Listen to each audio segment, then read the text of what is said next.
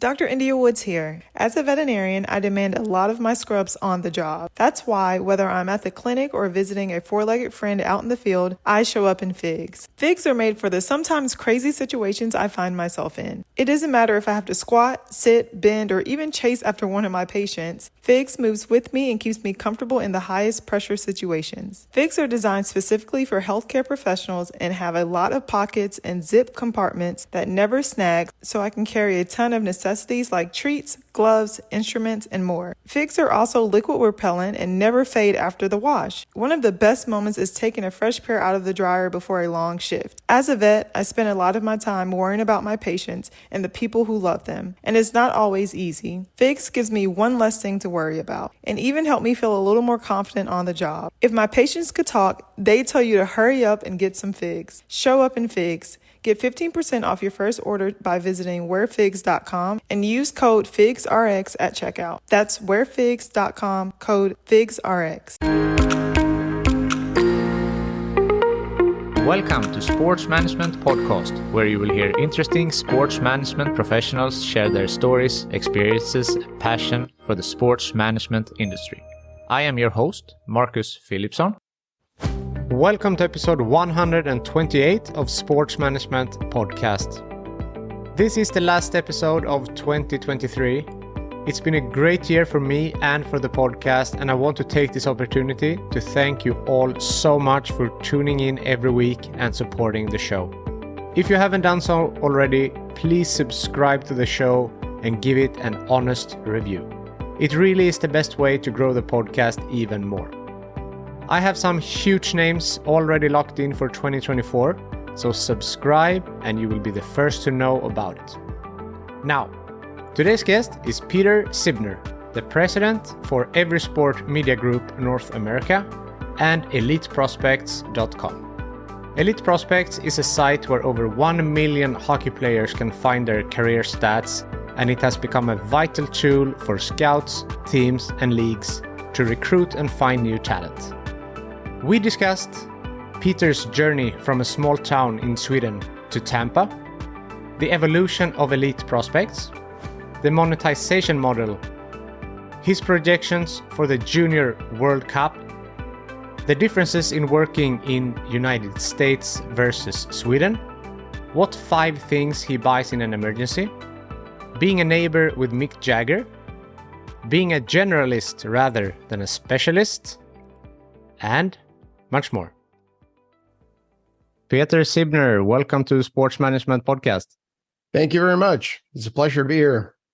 It's my pleasure to have you on the podcast. For those who might not know who you are the president for Everysport Media Group in North America and also responsible for Eliteprospect.com. So how does a guy from a small town in Sweden go from being an insurance sales guy to working in hockey in Florida? Yeah, I had a couple of there were a couple of jobs in between. So no, but hockey has always been my passion ever since I grew up in Rydaholms Ishall, basically surrounded by the game at all times. I've always loved hockey. I never turned into much of a hockey player, but my passion for the sport was always really high. And I really don't know, to be honest. I sort of slipped into Everysport Media Group 12 years ago. At the time, I had been working in management consulting. I was working in recruitment and staffing at the time. And I started writing hockey columns for one of our hockey websites back then, just a volunteer gig, just because I've always loved writing. I worked as a journalist when I was in my teens. And, media and hockey was always just 2 big passions of mine. So, one thing led to another. And before I knew it, I was running Elite Prospects and Hockeysverige.se at the time. So got me into Everysport Media Group, a pretty small publishing company back then, but I instantly saw the potential for Elite Prospects, obviously a huge international potential. And that's what I've been working ever since to realize. And here we are 5 years ago. It took me all the way to to the United States. We needed an office over here, boots on the ground, and I picked Tampa because Florida is an emerging hockey market. Yeah, I'm sure there are people who doesn't know what is Elite Prospect. If you are into hockey, you know what it is. But for those who might be interested in other sports, can you just give a brief what is? It's the world's largest database for hockey players. We have over 1 million hockey players in our database. Some of them a lot of them are retired and expired and dead by now. But a lot of them are still active, and it's basically it's an encyclopedia of hockey. It's kind of like the IMDb or the Wikipedia for hockey, if you will.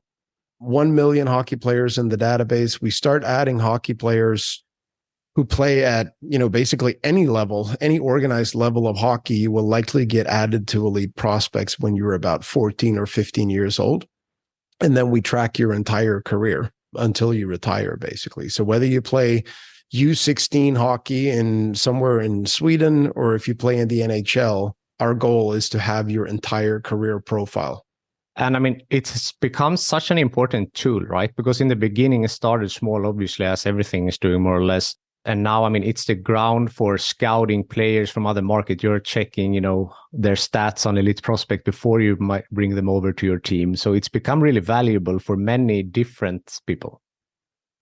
Yeah, definitely. And it didn't start out as a statistical database at all. Johan Nilsson, who is still with us, who is still running the database, he started the website while he was still in high school back in Kalmar in 1999. And originally, it was just a website that covered, had articles on Swedish hockey prospects in English for an international audience. And, those were the days where HF Boards was kind of the big chat forum for hockey. That was way before social media or anything. And Johan was able to put together quite the following, and eventually he started adding statistics from Swedish prospects playing in the Swedish leagues, and then it kind of just snowballed from there, and more volunteers reached out to Johan wanting to help out with a database. He got more scouting reports coming in, and about 5-6 years after he started, it was all statistics and no articles. Now we have sort of gotten back into the content swing of things again. I mean, we provide hundreds of scouting reports on top prospects every year. We put out our own draft guide. We got our own fantasy guide. So, I mean, the scouting profile content is definitely back on the agenda for Elite Prospects. But what we're known for is obviously the database. And as you said, over 1 million registered players, over 300,000 members, 20,000 something paid subscribers, I read. So Yep. It starts to, and through advertisers, so it starts to generate revenue as well. Yeah, I mean, obviously with that growth, comes financial growth. And when we launched EP Premium back in 2018, we knew that we had a strong category of fans that would be willing to pay for a subscription service. So we added more features, a lot of them targeting hockey fans, basically, such as, bookmarking players, advanced stats filters, advanced search options, things like that. But it really took off when we started adding features for active players, like the EP Verified. And so now I would say over half of our subscribers are active players or parents appreciating the value of looking good online to further your hockey career, basically. So the dynamics for Elite Prospects have changed a little bit, but obviously with 20,000 plus paying subscribers and 1.5 million unique visitors a week, it's quite the product financially right now. It's a big part of the Everysport Media Group portfolio as of right now.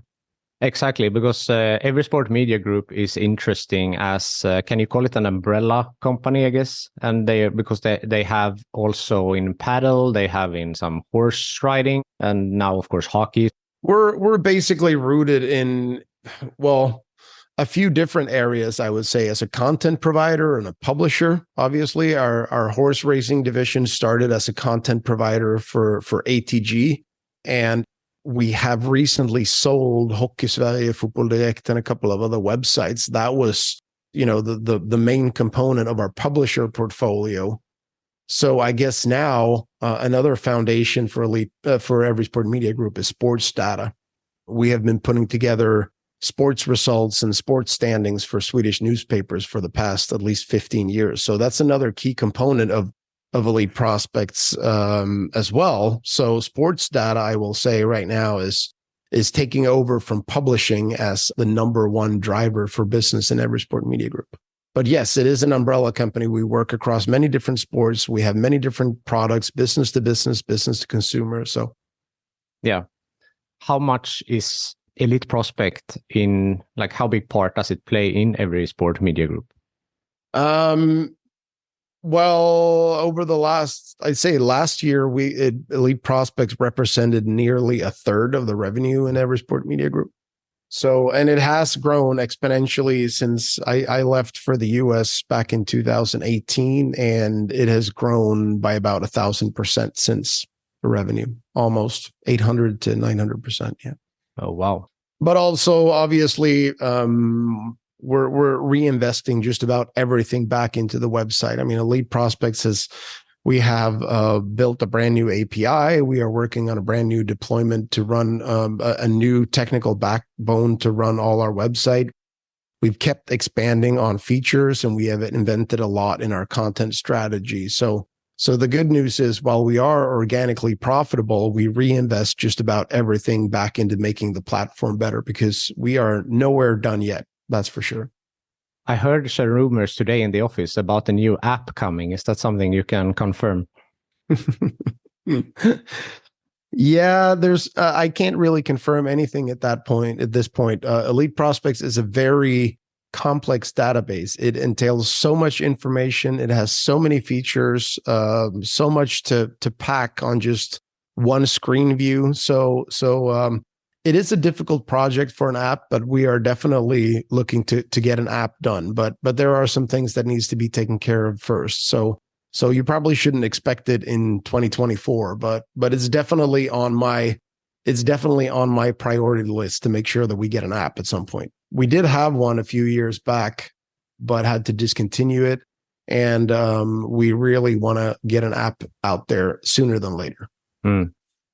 So in your role as president, what are you responsible for? How's the day-to-day if we focus on the Elite Prospect now? Well, recently we put a lot more management efforts into Elite Prospects. Obviously, with Elite Prospects becoming a more significant part of the company, we have expanded our marketing division over in Stockholm has grown by a lot this year. So my leadership role for several years, I was the one calling the shots, basically. Now it's more of a management group running Elite Prospects with, we have a product development manager, we have a database manager, we have a marketing manager, and we have our group CEO in Stockholm being much more involved with Elite Prospects right now. But for many years, I was basically spearheading all the business development efforts at Elite Prospects by myself. As of right now, since I'm in North America, I obviously manage all our North American staff. It's a lot of work with the financial aspects, monthly reporting, and just keeping track of invoices and whatnot, hiring staff, payroll, all that. But primarily, I am working to expand Elite Prospects in the active player community right now. I am very much involved with the event side of Elite Prospects, which we started a couple of years ago to get an online brand out to the rinks and get the brand in front of actual hockey players on a daily basis. So this year, we're putting on 4 major tournament events, what we call the Elite Prospects Cup Series. It's a AAA event for players aged 14 to 18. And we're also planning for the 3rd year of our Elite Prospects Invitational, which is kind of like a TV-pucken in North America, a smaller version of TV-pucken, where this year we will have some of the best 2008-born players compete over 3 days at a showcase event that we're putting together. So that is what occupies a lot of my time right now. I'm also behind a lot of the content we put out. So I'm working closely with my editor-in-chief, JD Burke, and other contributors to make sure that our editorial content is world-class at all times. Interesting. And you're also involved as an official partner at the World Juniors in Gothenburg. Here is my hometown this year in a couple of days only. Yes. So we are the career partner of the 2024 World Junior Championships. It's not the first time we've sponsored a tournament like this. We did the U18s in Dallas a couple of years ago. But obviously with the World Juniors now returning for the first time in about, I think, 10 years to Sweden, we saw this as a good opportunity to really showcase what Elite Prospects is and what strong of a brand we have become in hockey circles. So we are one of the sponsors at the tournament, and we are the official career partner of the Swedish Hockey Federation for this tournament.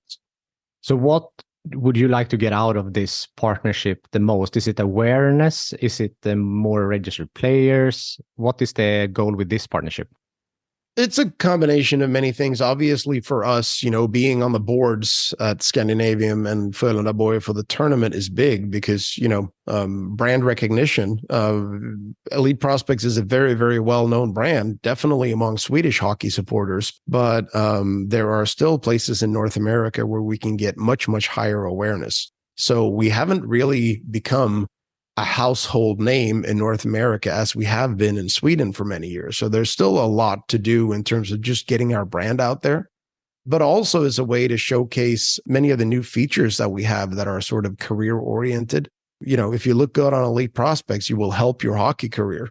And that's sort of the message that we want to get through in the World Juniors. The audience for us is perfect because there's a lot of young hockey players watching the tournament. There's a lot of parents up there in the stands for the games and obviously in front of the TVs. So while also hoping to convert, we're going to be launching some subscription campaigns alongside our World Junior project. So it's a combination of many different marketing activations for sure. We will be at Scandinavium handing out hats and souvenirs. And so you can actually go to Scandinavium and meet with Elite Prospects. And I'm working right now to get a scale and a measuring tape in there. So if we have any hockey playing kids that want to come and get their height and weight right for their Elite Prospects profile, just go to the Elite Prospects booth at Scandinavium and get your height and weight correct.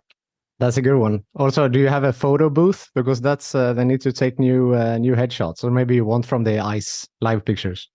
We are looking into doing that as well. Yes, we'd prefer on ice pictures, but a headshot will do too. So no, it will be fun. I mean, it's the World Juniors it's usually around that time of year we see our peak traffic.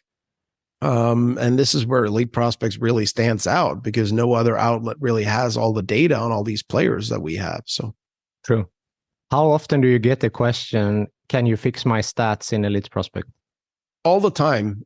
Obviously now being the father of a hockey player and also coaching, I'm coaching travel hockey, I'm coaching high school hockey over here. So yes, I do get that question a lot. And I also get it all over the place. It's not just young hockey players. It's, I run into a guy at a bar who has played hockey. He's like, you're missing a season that I played in Canada in 1998. Can you fix that? So there's been a lot of that and it's great. That's exactly what I want. So, yeah, it's funny. And also, I mean, it means that they're invested, right? They're using the product. So it's a good sign. Yeah, definitely. Before leaving the World Juniors, what's your predictions for this year? Who's taking home the gold? Well, the world it's always a very difficult tournament to predict. Obviously, there are some star players that could have been playing for US and Canada, but are already lighting it up in the NHL. But that goes for Sweden too. I mean, Leo Carlsson could have played in the tournament. No way they will let him play it. But given the setup right now, I actually think the Swedish team is in a pretty good position to play the tournament on home ice. I think will help because the boost will be massive from local fans. I'm still a bit bummed that we didn't win in Malmö back in 2014 when we lost to Finland. That was tough. So I think this is the year for Sweden. To be honest, that's going to be my number one bet. Does it have anything to do with the ice size as well? Playing on big size? A little bit, yeah. But Team USA and Team Canada, they've proven that they can win on the larger ice surface as well, obviously. So, but yeah, I mean, I think this is definitely a good year. 2004s and 2005, some really good hockey players coming out of Sweden from from these age groups, and a unique home ice advantage. So yeah, that's my prediction. Let's see. Let's talk about you and your career and how you started. In the intro, I mentioned that when you said also you're from Rydaholm, a small town in Sweden. So how did you get into sports in the first place? And as we said, you worked in insurance. So a little bit your career journey up until today. I was actually a much better golfer than I was a hockey player. So I studied marketing and communications and finance in Växjö, went to the university there. And after a couple of years, I got really bored, took on an opportunity to go and move to Spain to work for Ving Golf as a tour guide for golf travel, while also trying to work on my golf game. So at that age, 19, 20, I still thought I'd be able to make it among the pros. So I'd say my prime passion there was golf, and that took me across the world. And I never made it back to the university, to be honest, because it landed so many good connections that I ended up with a job working the Danish and Dutch markets for a management consultant company called Universum, an employer branding research company. So that was my college dropout, basically. I started there in 2002. I built up the Danish market. I built up the Dutch market. And eventually, after a couple of years, I moved to the United States and worked over there for about a year, building up our market in California and state of Washington. So I was traveling a lot, working in management consulting, but somehow ended up back in Sweden in 2006 when one of my former bosses asked me to get on board with one of the startups he was working on. And that got me into recruitment and staffing, which was, it was new to me, but it was also something I had been near doing employer branding consulting for many years. We built that company from scratch to over 100 million in turnover in about 4 or 5 years. So that was a really interesting journey. And I stayed with that company until 2011 when I got hired by Everysport Media Group.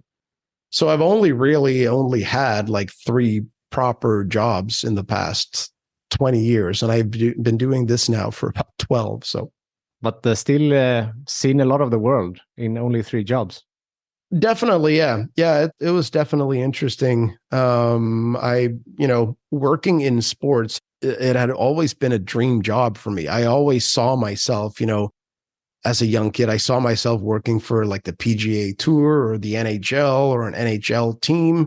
But I always had that, I was working as a reporter, local news reporter when I was 16, 17. I was always a pretty talented writer. So that's what got me back into media, back into sports media.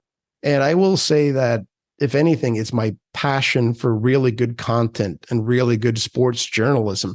That's what got me on board with Elite Prospects. And that is something I still carry to this day, the passion for really good media production. Interesting. So you said now that you live in the States, you live in Tampa. So what are the biggest differences considering like working in the States versus when you worked in Sweden? It's a difficult question to answer. What makes Elite Prospects very different from any other company, I think, or not any other company, but most other companies, is that everyone working at Elite Prospects is super passionate about hockey. We are all basically living our dream. So I don't think there's a good comparison to be made, really, because, with my staff, I don't ever have to doubt that they are working, because everyone loves this so much that we are basically living and breathing Elite Prospects 24/7. But obviously, a lot of things are different. One thing that's really different is the makeup of youth hockey in North America versus Sweden. I mean, everything in youth hockey is just different here. It is so much more expensive. It is so much more competitive. There is so much less patience. Everybody is a lot more, focusing on their individual growth than their success as a team in general, I'd say. So that is definitely different. And the economics behind youth sports in America is just so different. I mean, over here, it's not rare for parents to spend at least $15,000 a year for their kid to play hockey. And of course, in Sweden, that's just, unheard of. So, Yeah, that's a big difference. And also I heard from friends and colleagues being over at the States. One colleague in particular was seeing a practice, and there was one kid who had a different color on the jersey. And then in Sweden, that means maybe you have been injured and you shouldn't body check this guy. But in this case, it was like the guy with the poorest performance from the day before or something like that. They really highlight that. So you don't want to be the guy in the, let's say, yellow shirt, or, that wouldn't fly in Sweden as well, I feel. No, I mean, it's definitely a little different, but it's also similar. I mean, I think USA Hockey is doing a really, really good job with talent development. I mean, us Swedes were known to be tooting our own horn a lot, but to be honest, I mean, the development of hockey players coming out of the United States right now is just crazy. I mean, if you look at the best on best, if there would be an Olympic tournament played next week, I think Team USA would be a better team than Team Canada, to be honest. That's how good the US have been over the past 10, 15 years in churning out prime hockey players. So there's a lot of good going on in the system. It's just very different from what we're used to in Sweden. But if anything, Sweden is going more in that direction as well. So, and life in general, I've heard in different interviews they speak that you feel very at home in the American culture. Yeah, I guess I was born in the wrong country, I guess. I mean, the US is always, it's always felt like home to me ever since I first came here when I was like 10 years old. I was like, this is where I should live. And that was always, I moved here when I was 25. I thought I was never going to come back. I thought that was it. But, for whatever reason, life had other plans for me. But now I'm back. And this is where I feel at home. My kids feel very much at home here now. They even struggle to speak Swedish at home sometimes, definitely. So my daughter, who's 11, she doesn't like to speak Swedish anymore at all. And they were, born and bred in Sweden. But so, I mean, for me, this is home. No doubt about that. I also heard that you wanted to be a Marine when you were around 18 years old. Yeah. Kustjägare. Oh, yeah. Is that not Marine? Well, I guess you would say I'm not really sure, but I guess it's the Marines. Yeah. Yeah. So I went to the Mensting, the draft or whatever you call it, looking to do that. And I passed all the requirements physically and everything. So that was all good. And that's what all the cool boys would do back then, right? That was how you did your military service. And I wanted to do that, but turns out I didn't hear very well. So I was actually put in the reserve and couldn't do my military service at all because I had a 10% hearing loss on my left ear, probably from getting checked to the head while playing hockey. So my military career never took off. Probably a good thing because I probably would have stayed there. I don't know, but no military career for me. And now I guess it's too late.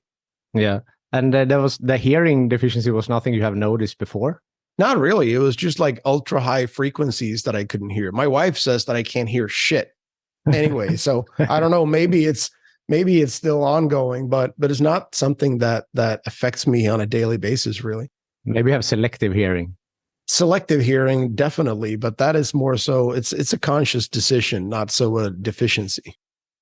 As we talked about, you have done a lot of things in your career, and you seem to be more of a generalist than a specialist. Someone said that you're multi-talented, you're an entrepreneur, you're a hunter, you're a troubadour, you're a travel guide, a chef, car enthusiast, obviously a hockey fan and working in hockey. So would you also say that you're more a generalist than a specialist? Yeah, I guess you could say I can do a lot of things decently, but I'm not really good at anything. No, I guess you can say that. I've always had a hunger for trying new things, honing my skills. All these things you mentioned are still like big hobbies of mine. I love hunting. Of course, I don't do much of it now in Florida. Unfortunately, that's the one thing I miss about living in Sweden, just being out in the woods and just not talking to anyone for hours.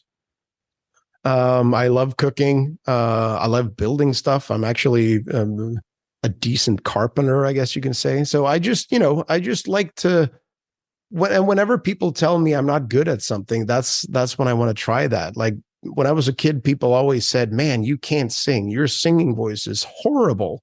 And I had no ear for music. So I decided to learn how to play the guitar. And now I can at least get by. And, I've played some gigs in front of people. So I can play and sing the guitar better than most people now. So yeah, a generalist, I guess that's the word for it for sure. Is that a trait that you would say that you have, that you don't, if someone tells you can't do it, you need to prove them wrong? Yeah. It's one of it's definitely strong in me, that feeling of, oh, you telling me I can't do that? Well, give me 6 months and we'll talk. Does that happen a lot in business as well? That you see someone says that a project can't be done, or this app can't become reality, or this project or this, and then you want to prove them wrong? Yeah, I mean, I'm an optimist rather than a realist most of the time. So as far as I'm concerned, everything is doable if you put the effort and the talent into it. So yeah, no, I don't like the word no. I see. I mean, this must come in handy also for Everysport media group, considering that they have a wider range. It's not only hockey, as we spoke about before. It's golf, it's horse riding, and so forth. So having this opportunity to do many things well instead of doing one thing excellent must come in very handy for you. Yeah, I mean, of course, now the last 6 years I've only been doing elite prospects basically, but yeah, I mean, and that's something I pride myself in from a career standpoint. I'm not afraid to dig in. Like if we're moving to a new office, I will be driving the truck and I will be carrying the boxes and I will hang the paintings if I have to, right?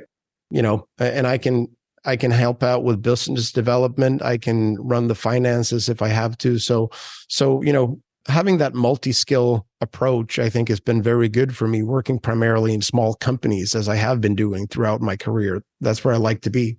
Leading from the front, that's what I hear from that also. Exactly. How would you describe your leadership style? Well, it requires a lot of passion. I'm probably not a very good leader in a group where people aren't passionate about what they're doing. I'm probably not one of those guys to straighten up a dysfunctional sales team by being military-like and just hard and tough. That's not me. I work better when everyone is working towards the same goal just by default, and I can help optimize basically the talent and skills within each organization. I'd say that's my identifying talent and let everybody shine doing what they love. That's the basis for my leadership, I would say. Interesting. I think that's more of a modern leadership. This more hierarchical leadership, I think, might be, of course it still exists, but it might be a little bit more in the past. Yeah, and it works in the context of elite prospects, as I said, because everyone is as passionate as I am about this product. It might not work if we were selling office supplies or, Dunder Mifflin Paper Company. I probably would not be a very good leader at a company like that. So, but I've been fortunate throughout my career to work in either really interesting startups with really good people or working with really interesting and unique products like the Universum Research or now Elite Prospects. So I haven't had to deal with that yet. I could probably not sell something I didn't believe in. I get that. Maybe your leadership style would be different if you would have become a Marine there a couple of years ago. It could certainly have been useful for me, definitely. And I would also be much better at making my own bed. So, okay. That's one of the things that you don't listen to when your wife tells you? Yep. I'd say I'm domestically challenged for all my cooking skills and building skills. I don't see mess and dirt around the house. I'm so focused usually on working that I don't really pay much attention to that. I forget to walk the dog. I sometimes leave my dog in the car. That's happened a couple of times these last couple of months. I forget to pick up the kids. But hey, do what you love and never work another day in your life. That's what they say. So a couple of, call them fun facts that I found doing some research. You've really done your research here. I really got to say, this is impressive. Thank you. I pride myself on that. Try to, find as much as I can. So during the hurricane in Florida, September 2022, obviously like a tough time and people were afraid and scared. But you went out and bought some essentials that you needed for the house, and two of them being beer and snooze. I found that very funny. That was the thing that you went for, like among the first things. Well, that's the list. I couldn't live a day without my snooze. And if I'm going to get stuck at home for, several days or up to a week, I definitely need to have some beer there to take the boredom out of it. Imagine being in a house in Florida where it's 38 degrees Celsius. There's no power. Kids are annoyed. There's no iPads working, no TV, no radio, no nothing. Yeah. Snooze and beer, that was definitely high up on my supply list, along with toilet paper, water, and canned foods. So that's the 5 things for survival. Yeah, and the snooze was also the headline when I got interviewed by Radio Kronoberg for that first hurricane. First year we lived here, a big hurricane was supposed to hit Florida. So that was the headline. Smålänning bunkrar snus och öl på Floridas västkust. Classic. Classic, yeah. So how do you get it? It's not sold in the States, right? No, but you can order it. Oh, okay. You can order it from several outlets in Sweden. It's perfectly legal to import it to the US. So it's actually, when I go to Sweden now, I actually bring snus that I've ordered to the US because it's actually cheaper here. Yeah, yeah. Now everything is cheaper in Swedish with a weak crown, so you should buy everything from here now. Yeah. It's been a good couple of years, that's for sure. Yeah, it's reversed when you live here. Everything is expensive. Yeah. We haven't seen a whole lot of Swedes over here the last couple of years. First the pandemic, and then the financial crisis, and a plummeting Swedish krona. So yeah, it's been very sparse with Swedes over here.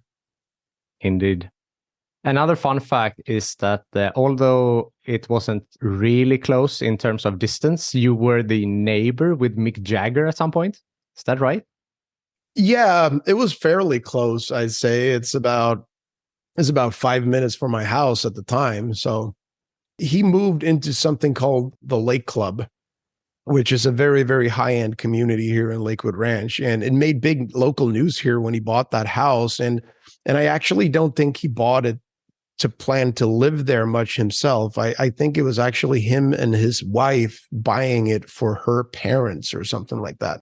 So I don't even know if Mick Jagger ever set foot in that house, but he certainly bought it. And then he sold it not too long ago, probably about 6 months ago. And obviously property prices down in Florida have skyrocketed about 100% in the last couple of years. So he probably made a pretty big killing on the house too. Probably bought it for like $3 million and sold it for $6 million or something. So you never went over there for a barbecue or anything? You didn't see him? No, not really. Not really. I like the Rolling Stones, but I'm not really a Rolling Stones super fan. So he's not one. I mean, if it was Axl Rose or Bob Dylan, I certainly would have stopped by to say hi. But no, I never saw Mick Jagger, and I'm not even sure he ever set foot in that house, but he certainly did own it for a couple of years. So now you are the most famous person in the neighborhood again.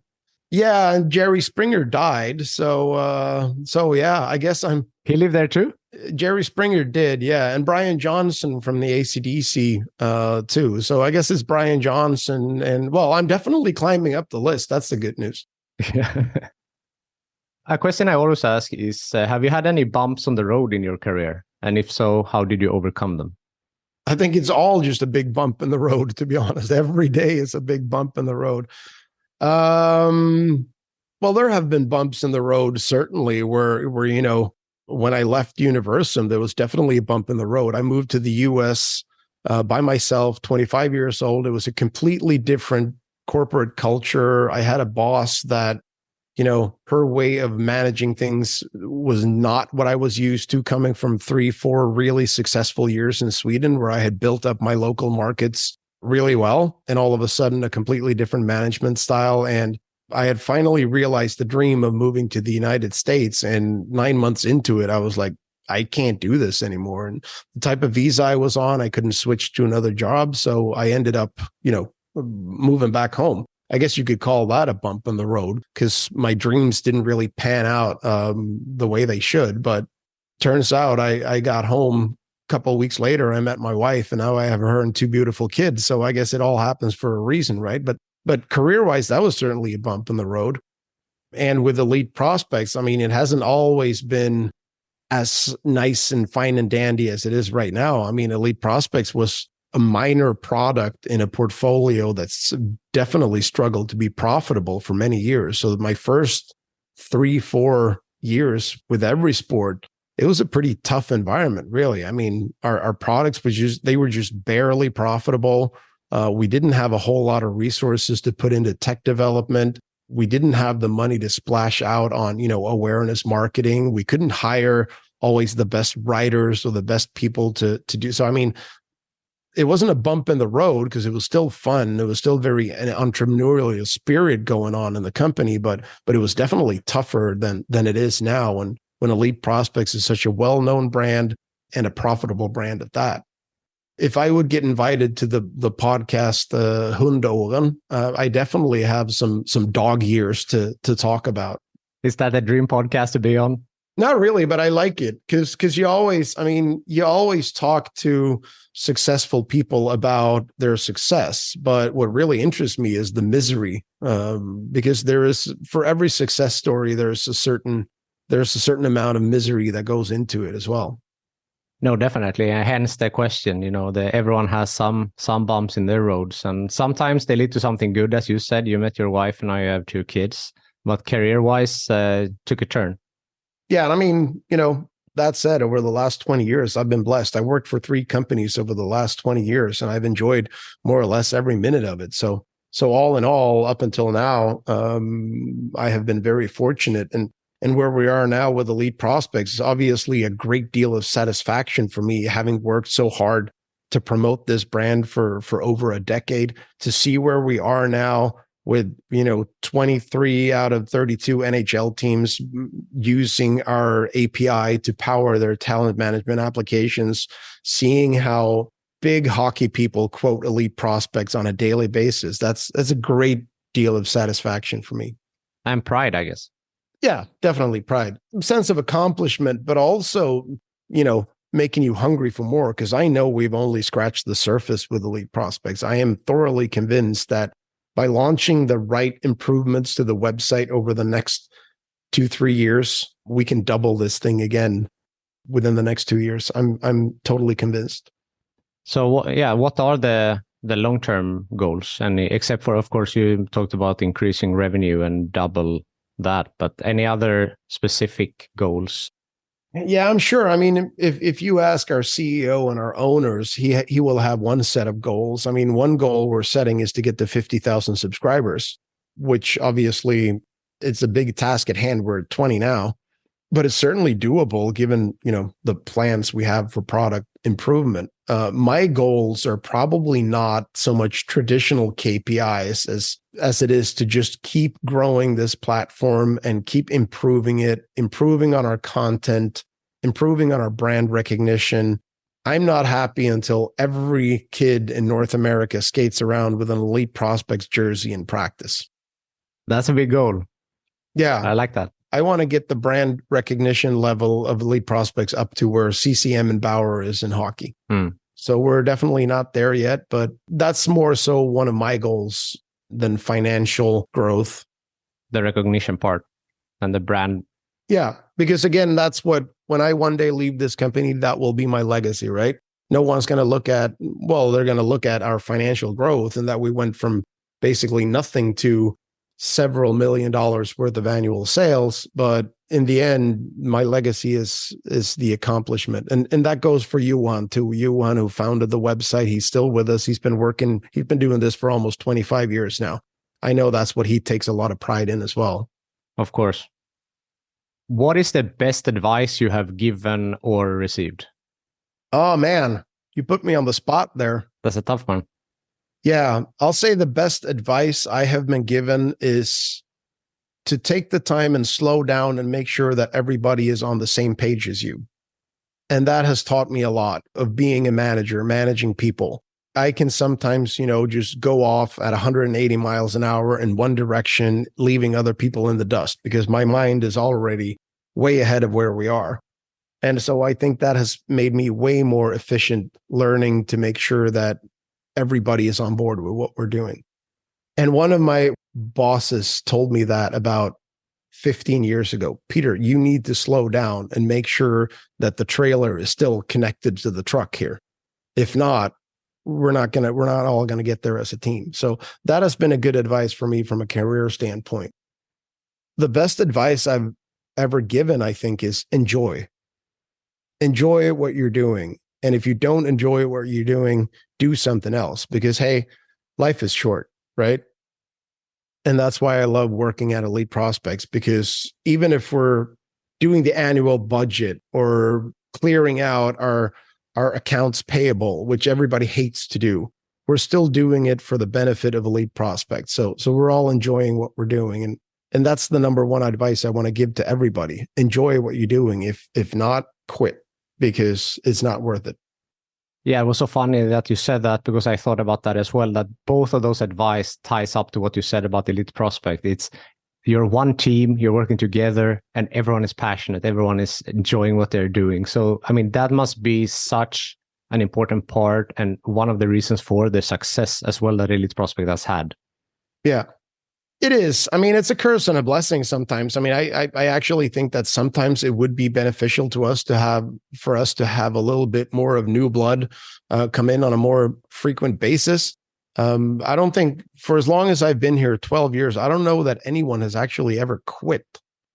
But yeah, I mean, it certainly helps. And it's the one common denominator that we have. It's a very diverse group of people working with Elite Prospects. We have all kinds of different personalities and interests and backgrounds and whatnot, but our passion for hockey is what unites us. And that is a big goal of mine, is to maintain that as we are now growing. We're hiring a lot of people that don't come from a hockey background. I need to make sure that they are as passionate about Elite Prospects as the hockey buffs that I always hire. So we are closing in on time here, but is there something I haven't asked you yet that you want to mention? No. I mean, your research was thoroughly impressive here. So you put me on the spot a couple of times with things I wasn't expecting that you would know about me. So I think you pretty much covered it all. Awesome. I appreciate that. So the last question I ask everyone is, who from your network do you think would be a good future guest for this podcast? I would say our CEO, Hannes Andersson, Everysport Media Group CEO, Hannes Andersson. I really enjoy working with him. I've been working with him now for 6-7 years. A really good leader, strong visionary, smart guy. He's younger than me, but very experienced business leader. And he has been able to navigate Everysport Media Group through a lot of difficulties. Talking about bumps in the road, obviously, we've all read about Paddle in Sweden. Yep. And how that was a very difficult phase for our company, but we have worked ourselves through that. We're a profitable company, and Hannes has a big part in that. So it's not sucking up to the boss or anything, but I would definitely recommend you have him on the show. That would be a great episode. Really interesting. Peter, thank you so much for taking the time to be on Sports Management Podcast. My pleasure, Marcus. Thank you so much. Thank you for listening to the Sports Management Podcast. Please hit the subscribe button so you don't miss out on any upcoming episodes. Also, feel free to leave a comment about what you thought about this episode. If you want to get in contact with me, send an email to sportsmpodcast@gmail.com or hit me up on Facebook, Twitter, or Instagram @sportmpodcast.